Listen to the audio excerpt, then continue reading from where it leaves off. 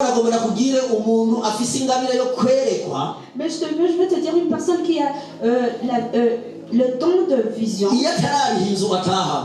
Lorsqu'il n'a pas encore payé et qu'il n'a même pas l'argent de payer.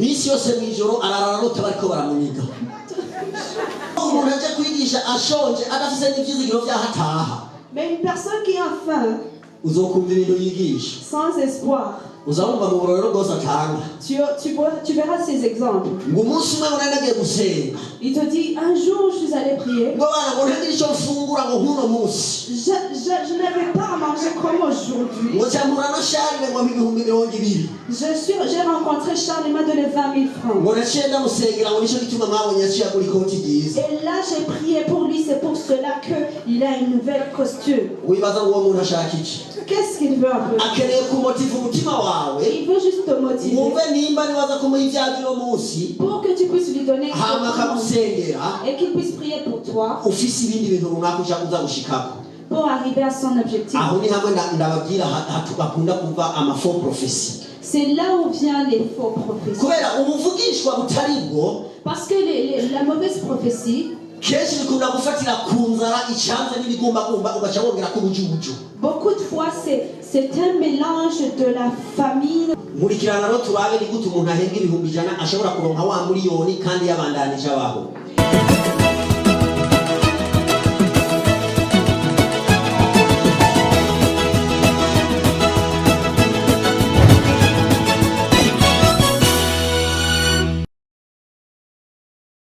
kugira ngo ube umuntu yuzuye ashobora kugira iterambere rikwiye utegerezwa kuba ufise ibice bitandatu by'ibintu utegerezwa gukora muri plan y'ibintu byawe winjiza. Amen. Munyumvirize ngo batuvuge ni ibintu bitandatu umuntu ategerezwa gukwiza kugira ngo ube wumva kuri mu nzira y'iterambere.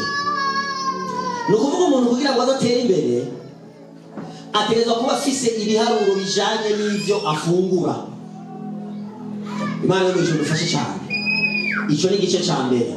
Umuntu kugira ngo azatere imbere amaze gukura muri ico gufungura biramusaba kuba afise ibitigiri aziganiriza kazoza, aziganiriza iterambere.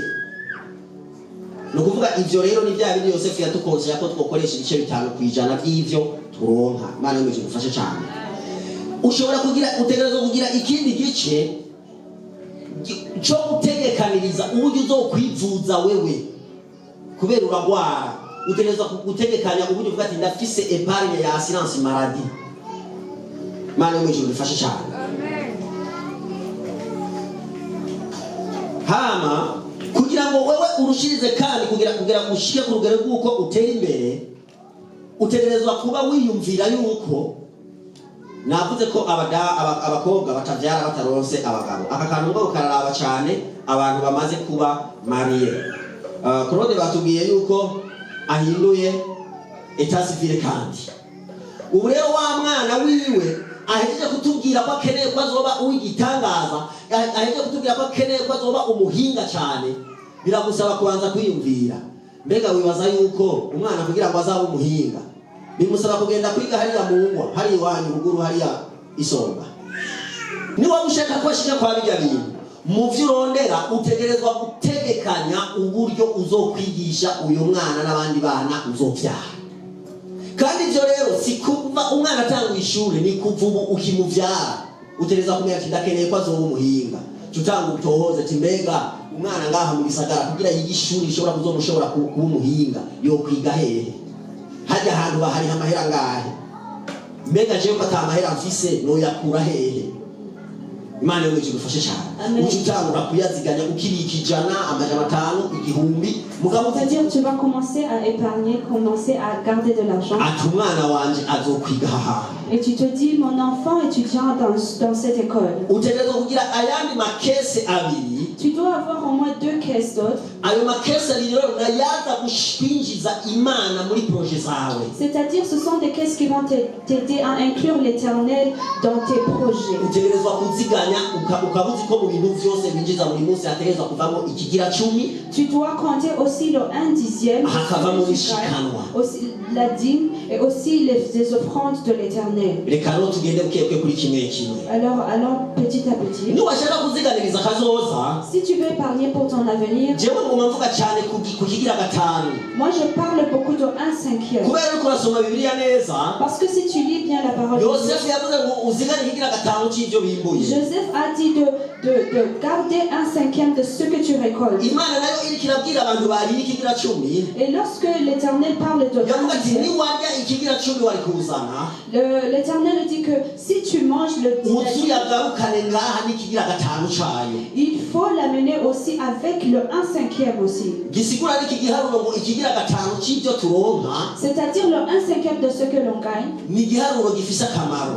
C'est une valeur, c'est un chiffre de valeur. Reka twiyumvire rero mbega umuntu aziganya ikigira gatanu, Passons à une personne qui garde 1/5. mbega ashobora gushika ku iterambere gute? Comment est-ce qu'il parviendra à se développer? Imana yo mw'ijuru dufashe cyane. Que l'Éternel nous aide. Reka dufatire kwa ka karorero bahejeje kuduha. Prenons l'exemple, Ni ukuvuga ngo c'est-à-dire une personne, umuntu ashobora kuba afise umutahe w'ibihumbi 10 si tu as un capital de 10 000 francs yunguka amajana 8 ku munsi. et que tu gagnes 800 francs par jour, Amen. amen. Ni ukuvuga ngo wewe yumva afise ivyizigiro ko hamwe yoshikana umutahe w'ibihumbi 100, C'est-à-dire lui, il a l'espoir, si une fois il gagne, il est 100 000 francs comme capital. ashobora kunguka amahera menshi. Il peut gagner autant. Reka mvugire rero ku muntu ahembwa ibihumbi 100 ku kwezi. Parlons d'une personne qui gagne 100 000 francs par mois. Mbega wowe nk'ubu ufise akazi ukorera umuntu ko kudandaza akaguhemba ibihumbi 100 ku kwezi, Si tu travailles pour une personne et que tu vends des choses et qui te paye 100 000 francs par mois, umunsi woronka umuriyoni wiwawe wobandanya ukora ako kazi? le jour où tu auras ton 1 million, est-ce que tu continueras avec ce travail? Amen.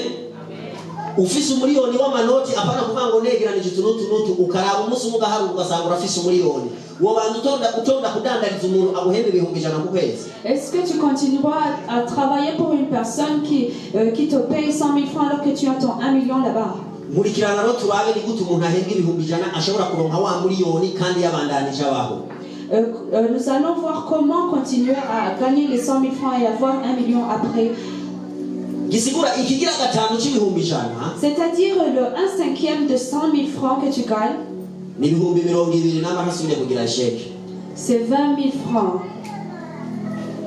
Profe nabitoye ndakuyemo ya sheke yanjye. Amen. Amen. Ni ukuvuga ngo umuntu abika ibihumbi 20 ku kwezi, C'est-à-dire une personne qui épargne 20 000 francs par mois, mu mwaka aba afise ibihumbi 120. Ndihenze. Mu mwaka aba afise ibihumbi 240. c'est-à-dire par an, il gagne 240 000. Sivyo? Amen. Ni ukuvuga ngo rero uyo muntu C'est-à-dire cette personne, kugira ngo akwize umuriyoni pour arriver à avoir 1 million, birasaba ko twibura mbega ibihumbi 240 kugira bikwize umuriyoni bizodutwara imyaka ingahe? c'est-à-dire il faut faire des calculs pour voir les 240 000, combien d'années il me faut pour arriver à 1 million. Imana yo mw'ijuru dufashe cyane. Amen. Umenga ngerageje gukora ambangutsa ishobora kuba ari nk'imyaka nk'indwi cyangwa 8, nivyo? Si j'essaie de voir, c'est comme si c'est à peu près 7 ans. Imana yo mw'ijuru dufashe Amen. cyane. C'est-à-dire Niko nagenda ndabiduza numva ko hari abantu turiko turakorana. 4 ans et plus. Ni ukuvuga ngo mu myaka 4 n'inusu cyangwa 5 C'est-à-dire dans 4 ans et demi, uba ushobora guhagarara ukavuga ati ndasezeye gukorera umuntu ngiye kwikoresha. c'est-à-dire que tu auras à dire maintenant je ne vais plus travailler pour une personne. Imana yo mw'ijuru idufashe cyane. Que Dieu nous aide. Mugabo rero ingorane tugira, Mais le problème que l'on a, ntidushaka gufata uwo mwanya w'imyaka 5 uvuga ati jewe projet yanje ndakeneye kuzoshika kuri iki kintu nyuma y'imyaka 5. nous ne voulons pas attendre et se donner le temps d'arriver à notre objectif. Mugabo vyarangira ukazoza gusanga ugeze kwa ya myaka 5 ugikenye atari ijambo ufise. Et tu trouves que tu arriveras dans ces années alors que tu es toujours pauvre. Rero reka ndababwira ikintu cambaye ko kibabaje. J'aimerais vous parler de mon histoire. Umunsi umwe umuntu umwe agenda kunyereka mu Gatunguru iparcelle nogura. Un jour, une personne m'a amené à Gatunguru pour voir une parcelle. Aho mu Gatunguru mu kuhagura ico gihe ugiye kuharaba Dans ces temps-là, lorsque tu allais voir ces parcelles, barahagara bakakwereka ngo urabona ngo kuriya mwembe on te montre, tu vois sur l'arbre là-bas. ukagira ngo no kwa kiriya giti ngo hajya ngo hepfo ngo munsi ya kiriya gifuri Et tu vois aussi l'autre arbre là-bas. uciye ukata ukagarukira ngaha Si tu fais un tour, ngo wompa nk'ibihumbi majana umunani tu pourras me donner 800 000. uyu munsi banyereka ahantu hashaka ibihumbi majana atatu na mirongo ibiri Et là, ce jour, on m'a donné une parcelle qui, on cherchait 300 ngo 000. hari harimo nk'amaare nk'atanu cyangwa atandatu kuko Il nta y bantu bari avait à bahawe peu près 5 arbres parce qu'il n'y avait personne pour acheter cette parcelle. icyo gihe jewe nariko ndatemberana amahera mu mufuka arenga ibihumbi majana indwi Moi, j'avais plus de 700 000.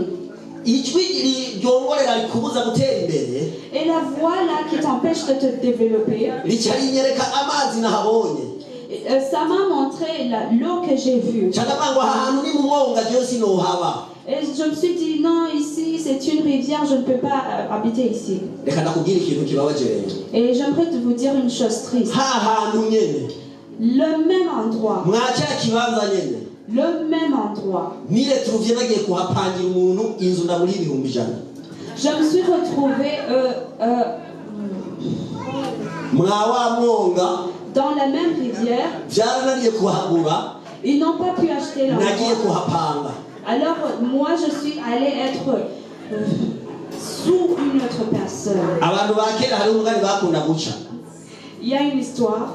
ngo kure banka kuharimira ukahasumira barakubwira ati tugende kurima ku musenyi Quand on te dit d'aller wariya ni kure sinoja kurimayo tu dis non, là c'est très loin. inzara iteye Et lorsque la famille, ugamba ngo tugende gusuma kuruhwa tu te diras on va aller acheter là-bas loin. ugaca ugenda n'amaguru Et tu y vas à pied. wase kurimira ku musenyi ariko uzogenda gusumira kuruhwa Tu as refusé de cultiver sur le sable, mais tu rero vas acheter. hari ikintu nashaka jewe nawe umfashe dufute mu mitwe yacu J'aimerais que l'on efface ceci dans nos têtes. ibi byo kubona ko ikiringo cyo gutera imbere kiri kure Les choses là de voir qu'il y a beaucoup de temps pour arriver à tangura quelque chose. ubunyene ukibona ko ushakujwe n'ubwo buzima bububayemo Commence dès maintenant. ihe ihangiye uvuga ati jewe bivanye n'ibihumbi bitanu ushobora kuronka ndabona ndabigwije nayo nokwiza kugira ce ntangura gukora bizontwara imyaka 10 Donne-toi un objectif pour arriver à ce que toi tu veux. nuco utinya iyo myaka ahubwo kibona ko imyaka iheze tangura kuziganya Arrête de regarder ces temps, mais plutôt commence à épargner. amen Amen. reka ndababwira ikintu cyoroshe ikintu gitungishije amabanki J'aimerais vous parler d'une chose qui fait développer les banques. kuko twebwe tutazi kuziganya C'est parce que nous, l'on ne sait pas épargner. ariko bo baradufata bakadutera kuziganya n'ivyo tudashaka Mais eux, ils nous apprennent à épargner par force. iyo wubatse inzu y'imiliyoni majana 50 Quand tu construis une maison de 500, wagiye muri banki bakaguha ideni ry'imiliyoni 50 quand tu vas dans la banque demander un crédit de 50 millions, baca bashirako amakurusantaje yabo nka 16 kwijana ku mwaka canke yarenga sinzi biterwa ni banki bagiyemo on ajoute quelques pourcentages de 16% ou autre. ni ukuvuga bashobora kuguha imiliyoni 50 ukazobariha 57 canke 60. C'est-à-dire qu'ils peuvent te donner 50 millions et toi tu leur donneras 56, 57 millions. kandi ugaca ufata rya deni ryabo ukazobariha nko mu myaka 5 canke 10 Et que tu payes ce crédit après même 10 ans. kandi ugaca urafata ya mahera uyabashira Et tu leur donnes régulièrement leur argent. ndashaka ukangura ubwenge bwawe wumviriza iki kintu Alors réveille ton esprit. reka gutangura kubaha ayo mafaranga Arrête de commencer à leur donner cet ahubwo argent. tangura kubakira inzu yawe muri iryo nzu nyene utahamo Mais commence à construire ta maison dans la maison que tu harura veux. ya mahera wobwira baha uri kurabungukira Quand l'argent que tu pourrais leur donner avec intérêt, nawe ugende iwabo ugire konte epargne et toi aussi va épargner dans leur banque. utangure kuzura yatwarayo ku kwezi nabo bakungukira Donne-leur l'argent par mois et eux qui te donnent l'intérêt. gisigura ngo ideni worishe mu myaka 10 C'est-à-dire la dette que tu pourrais payer dans iyo 10 nzu ans. woriye ideni ryayo mu myaka 10 Cette maison que tu pourrais payer la dette à uzoza kwiretuva uyubatse n'amahera yawe mu myaka 5 canke 6 tu trouveras que tu construiras ta maison après 5 ans. kandi ukigenda kuryama mu nzu yawe neza Et tu dors dans ta propre maison sans problème. muzoze murabe abantu benshi bo bubatse inzu Vous allez voir les personnes qui construisent leur maison. yuzura bashaje ils terminent la construction étant vieux. C'est parce qu'ils commencent à construire la maison, non pas avec leur propre argent. Lorsque tu arrives à un moment où tu réponds à 6, tu commences à avoir des cheveux blancs. Parce que tu vas dormir dans un lit bien. Mais tu sens comme s'il y a du sable. Tu dors et tu penses qu'il y a un appel. C'est-à-dire que tu dois vieillir. Mais lorsque tu t'exerceras à épargner, tu passeras à la banque. Tu demandes juste la situation. Tu vas juste demander, moi j'ai 10 millions et maintenant j'ai gagné combien?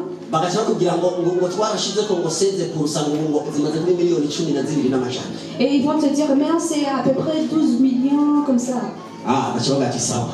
Tu diras oui là. Et tu rentres en te sentant bien. Parce que te diras j'ai 12 millions. C'est-à-dire que c'est toi qui donnes le capital parce qu'ils utilisent ton argent. Et lorsque tu rentres et tu dors, tu peux bien t'endormir. Et tu commences à parler au Saint-Esprit. Amen. Mais je veux te dire une personne qui a le don de vision. Lorsqu'il n'a pas encore payé et qu'il n'a même pas l'argent de payer,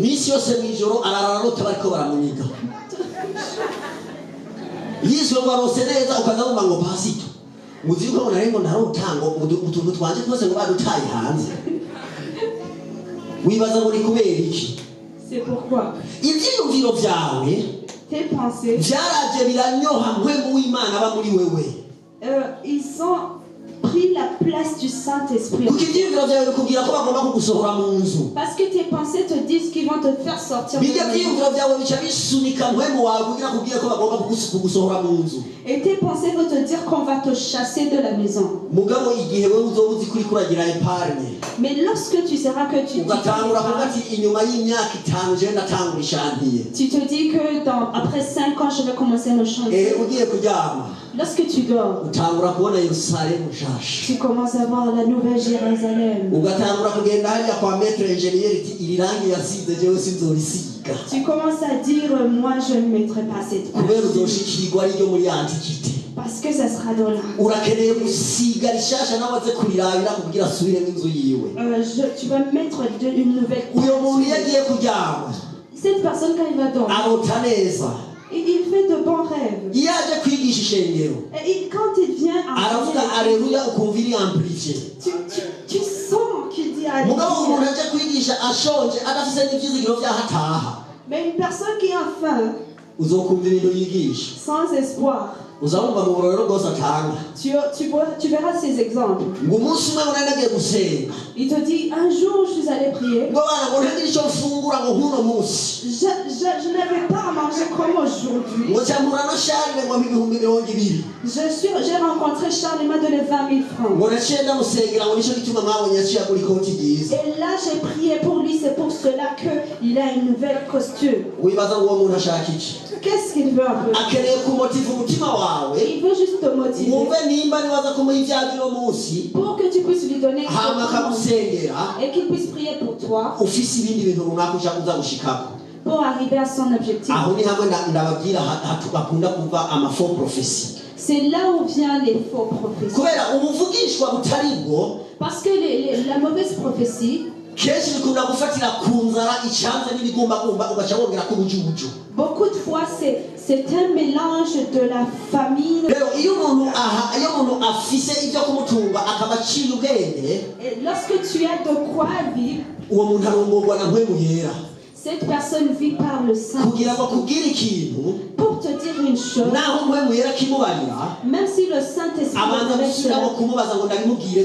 il va d'abord consulter le Saint-Esprit et il te parle de bonnes choses.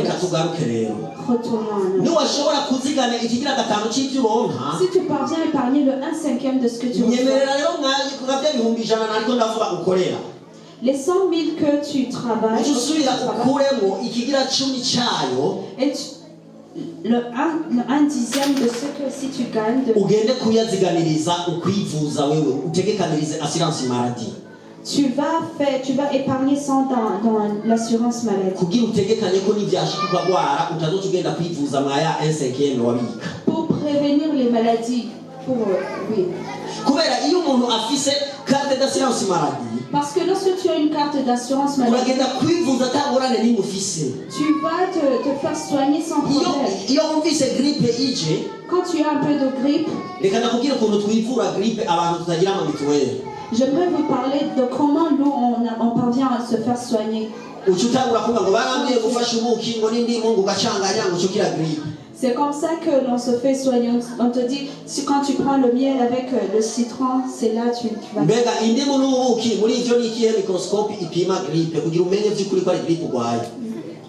Amen. Amen.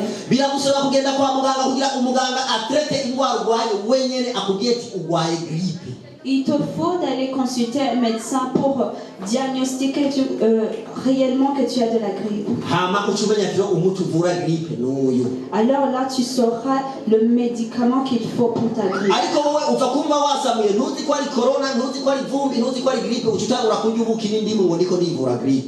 Amen.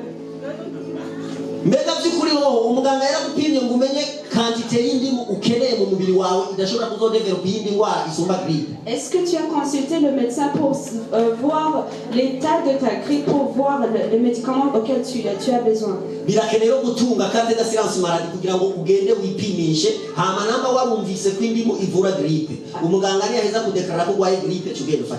Alors il te faut d'avoir la carte d'assurance maladie et puis consulter le médecin.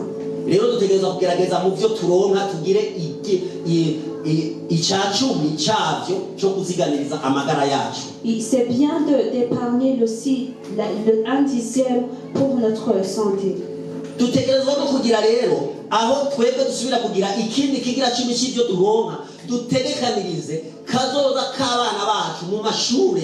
Il faut aussi épargner 1/10 pour le futur de nos enfants. La fois passée, je n'ai pas parlé de ça. Lorsque tu vas dans l'assurance,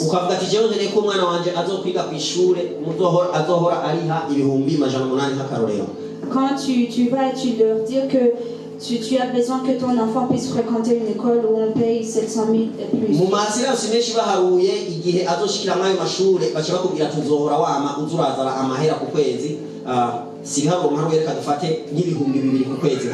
Dans l'assurance, ils vont t'aider à calculer ce que tu dois payer par mois pour arriver à cela. Je vais te parler de 2 avantages de cela. Le premier jour où tu signeras le contrat, c'est-à-dire que tu as déjà changé le futur de ton enfant. Parce que moi j'ai parlé aux agents de l'assurance. Ils m'ont dit que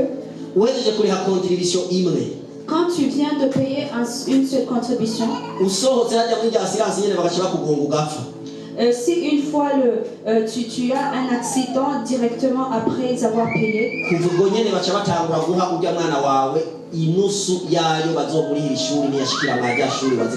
ils vont commencer à payer la moitié de ce qu'ils devaient payer pour ton enfant. C'est pas important que les familles puissent venir voir ce qu'il faut faire. C'est-à-dire l'argent que tu payais. Quand tu meurs, l'assurance va commencer à aider ton enfant dès ce jour.